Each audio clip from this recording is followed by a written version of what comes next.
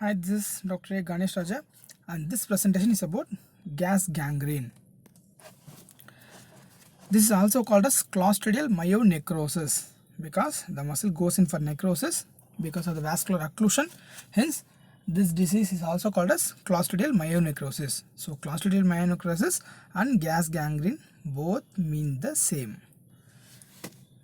This is one of the most fulminant gram-positive bacterial infection which can lead to death if not treated promptly. The tissue destruction in this condition, it happens rapidly, that is, it can ascend at a rate of several inches per hour.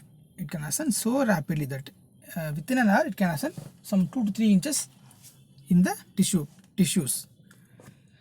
And this requires immediate surgical debridement. Etiology, Clostridium group of organisms are the commonest one.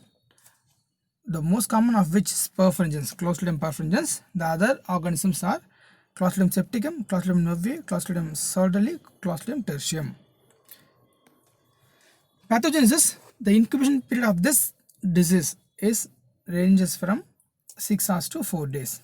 That is a very short incubation period, 6 hours. It can cause infection within 6 hours. There are two types of disease. One is traumatic gas gangrene, in which there will be a trauma which inoculates the spore or bacteria in the wound, which causes gas gangrene. And another one is non-traumatic, where the patient will not have any antecedent trauma, but the organism proliferates in the tissues from hematological spread. This group of organisms requires anaerobic environment.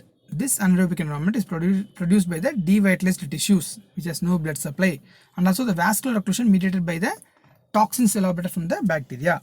So there occurs an anaerobic environment which favors the growth of these organisms.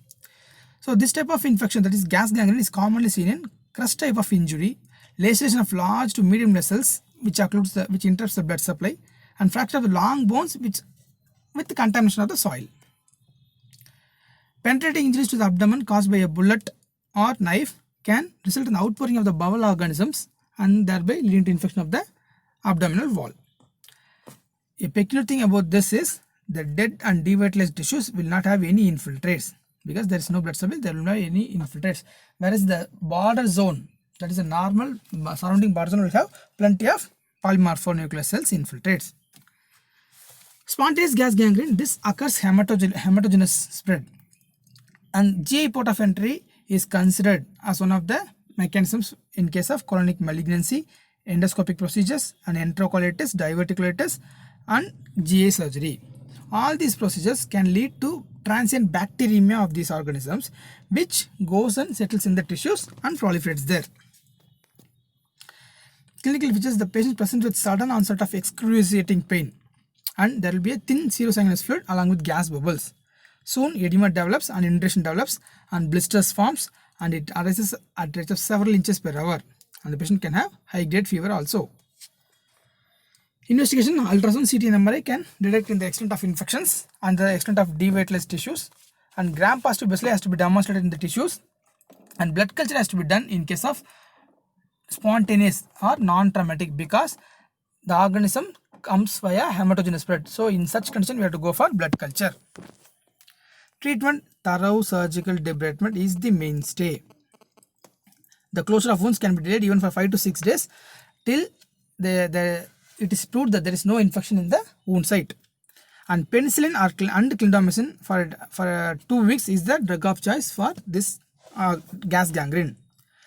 Except tertium, that is Clostridium tertium, which is resistant to penicillin and clindamycin, we have to use vancomycin and metronidazole. And hyperbaric oxygen therapy are tried in some centers and the results are equivocal. To sum up, gas gangrene, it is also called as clostridial myonecrosis. It is caused by Clostridium perfringens most commonly. The other organisms of novae, sodali, tertium, septicum, etc. There are two types, that is traumatic and non-traumatic. Traumatic, the infection comes from outside. Non-traumatic, it is hematogenous spread. So we have to do blood culture. Thorough surgical debridement is a must, and treatment is with penicillin, clindamycin, surgical debridement, and vancomycin and metronidazole in case of tertium.